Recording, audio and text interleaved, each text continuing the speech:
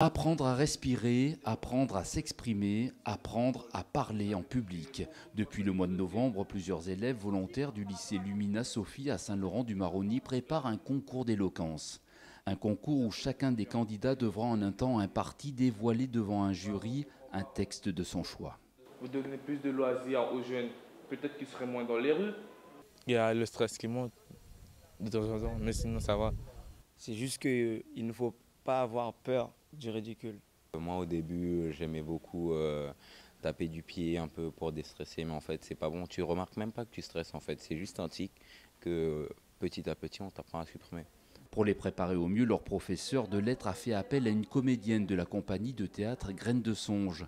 Son rôle, travailler la tenue, le comportement, rectifier le rythme de la diction pour rendre l'interprétation la plus parfaite possible. Je ne savais pas que quand on habitait à Patou et qu'on venait à Lumina Sophie, on se levait à 4 h du matin. Le premier conseil que je leur donne déjà, c'est de s'impliquer émotionnellement, de défendre leurs idées en fait. Et déjà, c'est beaucoup plus vivant. À partir du moment où ils sont convaincus de ce qu'ils disent, évidemment, leur texte prend vie. Beaucoup plus que si c'est une récitation d'un texte écrit, appris par cœur. Ces jeunes, ils en ont des choses à dire et c'est génial. Moi, j'adore travailler avec eux parce que justement, ils ont plein de choses à dire et comment les aider à le dire mieux et surtout qu'ils aient confiance en eux. Pour savoir que ce qu'ils ont à dire c'est important et qu'on a à les entendre aussi. Ça c'est vachement intéressant ce passage-là. Moi, ma vie de... À tour de rôle, en solo ou en binôme, en français ou en anglais, les élèves enchaînent les textes, improvisent ou pas, une épreuve qu'ils ont bien sûr préparée. Le texte que j'ai présenté, c'est la différence entre la France métropolitaine et la Guyane.